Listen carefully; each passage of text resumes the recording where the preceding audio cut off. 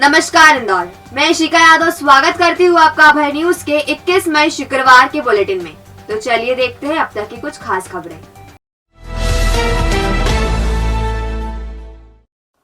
कथा करने के नाम पर महिलाओं से लाखों रुपए की ठगी करने वाले धोखेबाज कथावाचक को पुलिस ने जेल भेज दिया है। एक दिन के रिमांड पर रहे कथावाचक ने बताया कि वह किसी से धोखा नहीं करना चाहता था। हरिद्वार में कथा की तैयारियां भी शुरू कर दी थी।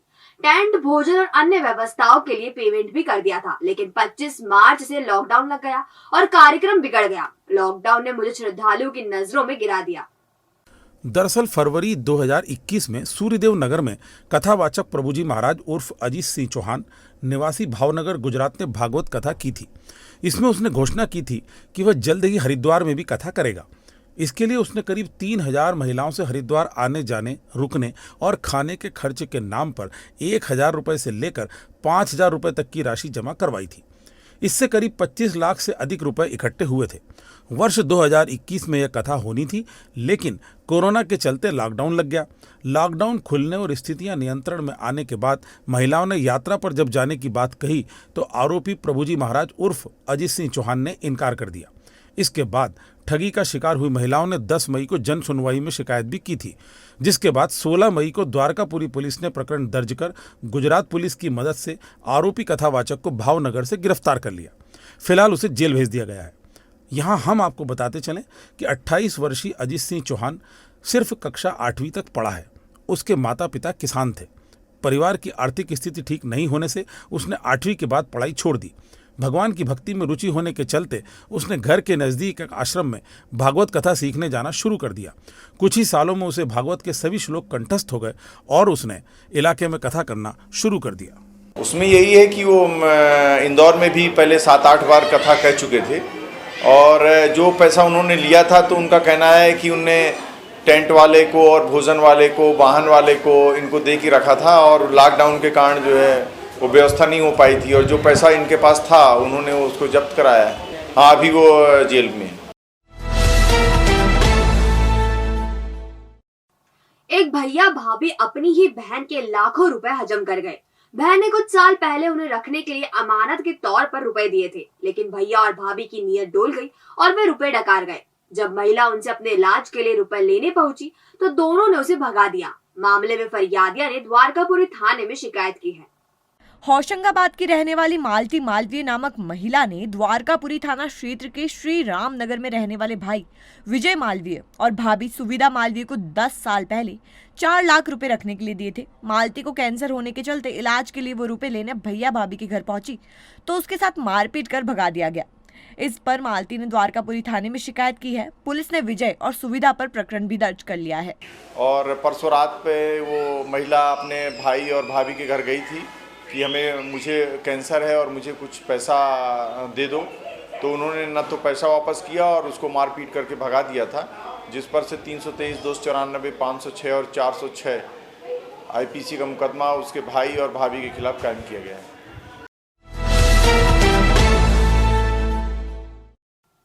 पत्नी से छेड़छाड़ करने पर किराएदार और मकान मालिक में विवाद हो गया, जिस पर मकान मालिक और उसके साथियों ने किराएदार दंपति से मारपीट की। मल्हारगंज पुलिस ने आरोपियों पर प्रकरण दर्ज किया है। मामला शुक्रवार शनिवार की दरमियानी रात 12 बजे मल्हारगंज थाना क्षेत्र की कमला नेहरू कॉलोनी का है। यहाँ भरत पुरोहित के मकान में किराएदार के रूप में पति पत्नी रहते हैं। बीती रात पत्नी के साथ मकान मालिक भरत पुरोहित, उसका साथी किशन चौहान व एक अन्य ने छेड़छाड़ की। पति ने इसका विरोध किया तो तीनों ने उसके साथ मारपीट कर जान से मारने की धमकी दी। महिला की शिकायत पर पुलिस ने मकान मालिक और उसके 2 साथियों पर मारपीट और छेड़छाड़ का प्रकरण दर्ज किया है। फिलहाल आरोपी मकान मालिक फरार है, जिसकी तलाश की जा रही है। किराएदार की पत्नी 28 वर्षीय महिला के द्वारा इस आशय की रिपोर्ट दर्ज कराई गई है कि मकान मालिक के द्वारा और अपने एक 2 अन्य साथियों के साथ आकर के उसे परेशान किया गया और मकान मालिक द्वारा गलत नीयत से उसको टच किया गया। इस आधार पर पुलिस ने मकान मालिक और उसके 2 अन्य साथियों के विरुद्ध मारपीट एवं छेड़छाड़ का प्रकरण दर्ज किया है। प्रकरण अभी अनुसंधान में है।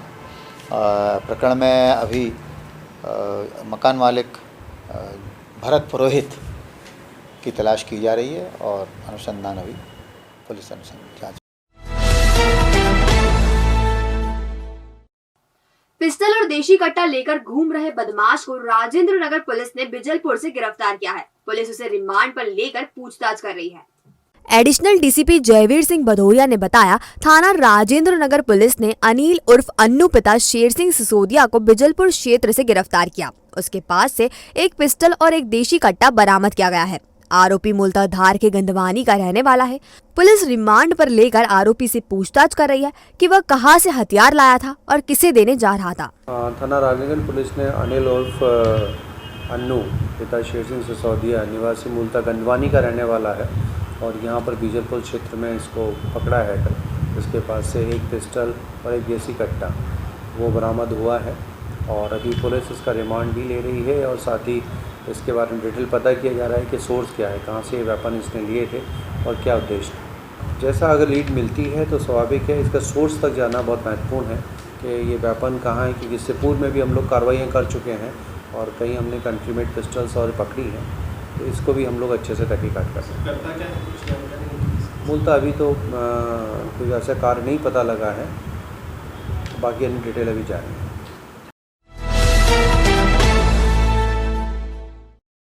महंगाई के विरोध में कांग्रेस का प्रदर्शन लगातार जारी है। इसी कड़ी में शनिवार सुबह शहर कांग्रेस सेवा दल ने राजबाड़ा स्थित देवी अहिल्याबाई प्रतिमा के समक्ष श्री हनुमान चालीसा का पाठ किया। इस दौरान उन्होंने भगवान हनुमान जी से महंगाई रूपी संकट से बचाने की गुहार लगाई। दरअसल पेट्रोल, डीजल, रसोई गैस और खाद्य सामग्री की बढ़ती हुई कीमतों को लेकर कांग्रेस द्वारा लगातार केंद्र और राज्य सरकार पर निशाना साधा जा रहा है। वहीं पीसीसी अध्यक्ष कमलनाथ के आदेश पर अलग अलग तरीके से महंगाई का विरोध भी किया जा रहा है। इसी के चलते सेवा दल ने यह प्रदर्शन किया। श्री हनुमान चालीसा के पाठ के दौरान एक कार्यकर्ता भाजपा सांसद शंकर लालवानी का प्रतिरूप बनकर शामिल हुआ। इस पर कांग्रेसियों ने सांसद के प्रतिरूप से उनकी मांग केंद्र सरकार तक पहुंचाने की अपील भी की।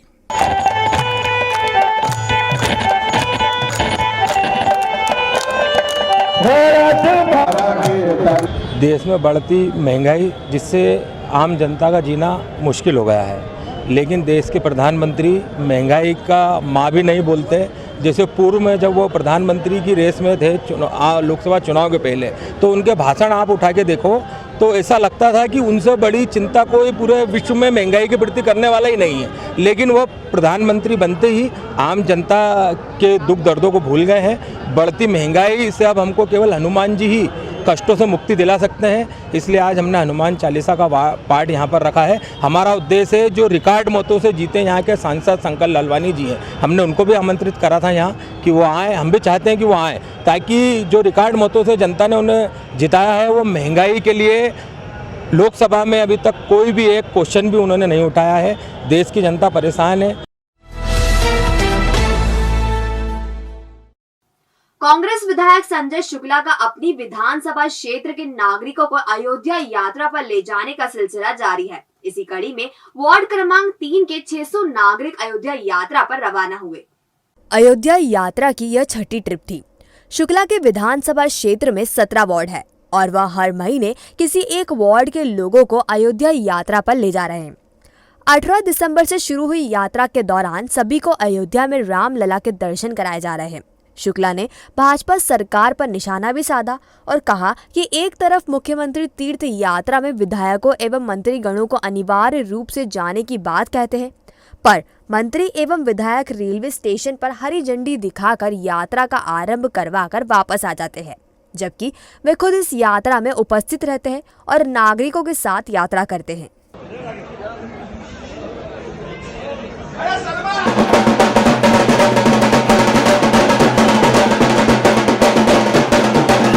और अपनी तो एक अच्छी बात है, मध्य प्रदेश के 2 कांग्रेस के विधायक एक साथ, हम विशाल पटेल जी और हम साथ में जा रहे हैं और साथ में यात्रा करेंगे। हमारी जनता हमारी भगवान है, हम उनके साथ में जाते हैं, साथ दर्शन कराते हैं। ये लगातार यात्रा 17 यात्रा है, हर वार्ड की यात्रा जाएगी और इन 2 नगर निगम चुनाव होने वाले प्रदेश की जनता देख रही है कि दोनों भगवान को बेवकूफ़ बना रहे हैं। ऊपर भगवान के नाम, धर्म के नाम पे सत्ता में आ जाते हैं, परंतु उनके दर्शन के लिए जो जनता हमारी भगवान है। आपको नगर निगम चुनाव के अंदर पंचायत चुनाव में और 2023 में कचरा श्री गाड़ी में भर के आपको भी रवाना कर देंगे। और अब खबरें दे दनादन।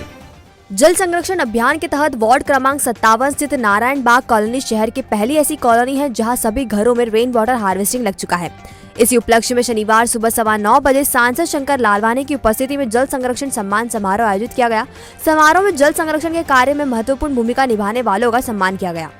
भूजल संरक्षण में भी हमने प्रयास किए। नगर निगम की पूरी टीम ने पूरे शहर के सभी व्यापारी संगठन, धार्मिक संगठन, हमारे रहवासी संघ, जनप्रतिनिधि सब ने एक प्रयास किया कि इंदौर में भी हम 1 लाख से ज़्यादा वाटर हार्वेस्टिंग काम करेंगे। और उसी के अंतर्गत मुझे बताते हुए खुशी हो रही कि इंदौर में नारायण बाग में सबसे पहले सभी घरों में वाटर रिचार्जिंग हार्वेस्टिंग हो चुका है और उसका आज हमने प्रमाण पत्र भी दिए। मुझे बताते हुए खुशी है कि यहाँ के सभी रहवासियों ने, हमारे यहाँ की पार्षद दीपिका जी ने, सब ने मिलकर, नगर निगम की पूरी टीम ने, एनजीओ ने, सब ने मिलकर प्रयास किए, तभी ये संभव हुआ। और मुझे लगता है ये एक प्रेरणा है पूरे शहर के लिए, पूरे देश के लिए कि अगर हम ठाने तो ये भी संभव हो सकता है। सर्वप्रथम माँ अहिल्या को स्मरण करती हूँ क्योंकि हमारी आदर्श, हमारा शहर का गौरव आदरणीय माँ अहिल्या है और उन्होंने अपने कार्यकाल में ऐसे कार्य करे हैं जो आज भी जीवन थे। उन्हीं के द्वारा निर्मित कुएं और बावड़ी हमारे क्षेत्र में है।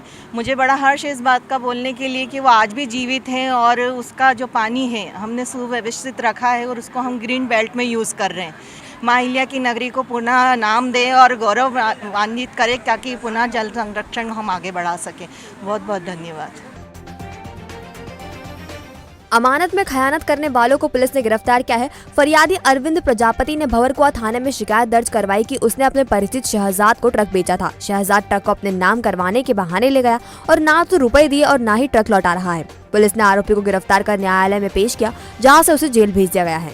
थाने पे अरविंद प्रजापति नाम के एक आवेदक है, उसने रिपोर्ट की थी कि उसके परिचित शहजाद को ट्रक विक्रय किया और ट्रक विक्रय करके नाम कराने के नाम पे उसने समय मांगा और ट्रक लेके चला गया और ट्रक जो है गायब कर दिया। ना तो उसने उसका पैसा दिया और ना ही ट्रक वापस कर रहा है। इस पे से 406 का प्रकरण पंजीबद्ध किया है जो विवेचना में है। आरोपी को अरेस्ट कर लिया गया है, आज उसे न्यायालय में पेश करेंगे। पिता के साथ सिलाई का काम करने वाले युवक ने घर में फांसी लगाकर आत्महत्या कर ली। मृतक का नाम पवन पिता ओम प्रकाश चौहान है, जो छोटा बांगड़दा रोड स्थित श्रीनाथ विहार कॉलोनी में किराए से रहता था। मृतक का आपराधिक रिकॉर्ड रहा है, उस पर करीब 12 प्रकरण दर्ज है। मृतक के मौसा गोपाल ने बताया, पवन की नानी का निधन होने से वह 5 दिन से गाँव गया था। शुक्रवार को पवन के पिता को अन्नपूर्णा पुलिस वाले पूछताछ के लिए लेकर गए थे। ये बात जब पवन को पता चली तो उसने घर पर आकर फांसी लगा ली। फिलहाल पुलिस मामले की जाँच कर रही है। ये मेरे साड़ू भाई का बालक है, पवन चौहान। इसने फांसी लगा के आत्महत्या क्यों करी? वो इसके पापा को अन्नपूर्णा थाने वाले कल ले गए थे। अब वो किए, उसको पता चला वहाँ से तो गांव ये 5 दिन से इसकी नानी शांत हो गई थी, वहाँ था वो कल। फिर वहाँ से फोन करा भैया कि पापा को यहाँ से ले गए हैं, तुम्हारी गाड़ी का कहीं एक्सीडेंट वगैरह ऐसा फुटेज आया है, इसलिए आपको बुलाया। उसके आधार इसके एवज में उसने पापा को बिठा रखा था वहाँ पे। ये वहाँ शाम को आया है। अब शाम को इसको घर पे आने के बाद इसने घर में फांसी लगा दी। मृतक का नाम पवन पिता ओम प्रकाश चौहान है, उम्र 31 साल है और ये श्रीनाथ विहार कॉलोनी छोटा बांगड़दा रोड पे किराए के मकान में रहता था और इसका पिताजी के साथ सिलाई का काम कर रहा था अभी। और कल दिनांक को शाम 7:30 बजे थाने पर सूचना आई कि इसने अपने घर के में फांसी का फंदा लगाकर आत्महत्या कर ली। मौके पर पुलिस पहुंची, पुलिस ने मौके का मुआयना किया, कोई सुसाइड नोट नहीं मिला और उसको फांसी के फंदे से उतारकर मृतक को पीएम के लिए जिला अस्पताल में उसका शव रखवाया, पीएम कराया गया। ड्यूटी पूरी कर घर जा रहे सिक्योरिटी गार्ड मदन लाल पिता रोडाजी उम्र 55 साल को अज्ञात वाहन ने पीछे से जोरदार टक्कर मार दी, जिससे उनके सिर में गंभीर चोट आई। पुत्र जितेंद्र उसे लेकर एमवाय अस्पताल पहुंचा, जब शुक्रवार रात उनकी मौत हो गई। लसूड़िया पुलिस सीसीटीवी फुटेज के आधार पर आरोपी वाहन चालक की तलाश कर रही है। मृतक का नाम मदन लाल पिता रोडाजी उम्र 55 साल, निवासी ओमेक्स 2 में रहते थे और ओमेक्स 1 में सिक्योरिटी की ड्यूटी करते हैं। ड्यूटी करके वापस अपने घर जाने के दौरान अज्ञात वाहन के चालक ने तेज गति और लापरवाही चलाकर इनको पीछे से टक्कर मार दी। इनके सिर में चोट आने से बेहोश हो गए थे। इनके बच्चे जितेंद्र एमआईएच इंदौर इलाज के लिए लाए थे, जिनकी आज रात में मृत्यु हो गई।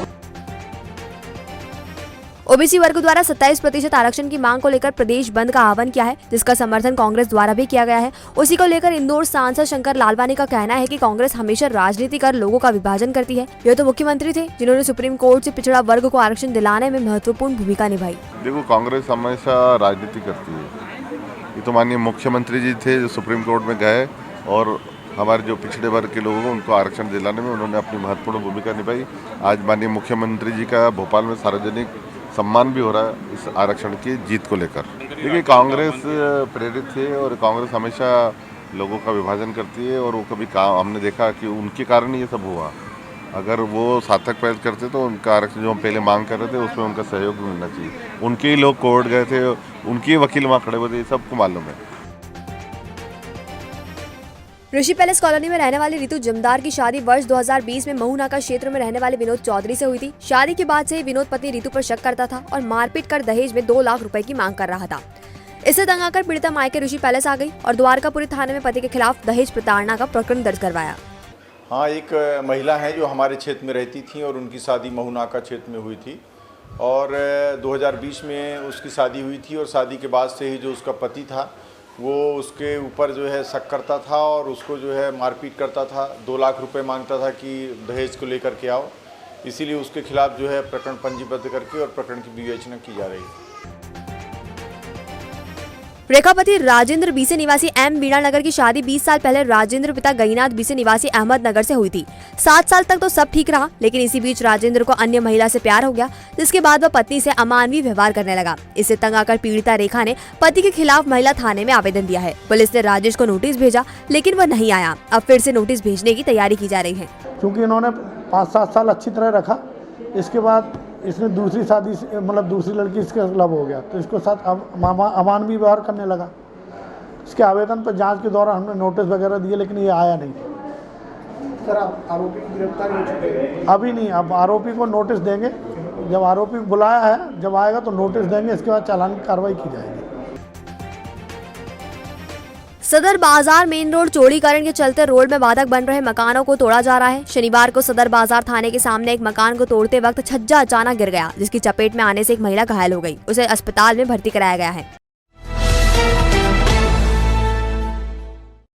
तो आपने देखा हमारा बुलेटिन। या आपको कैसा लगा, इसका फीडबैक हमें हमारे कमेंट सेक्शन में जरूर दीजिएगा। कल फिर मिलेंगे नए बुलेटिन के साथ। नमस्कार।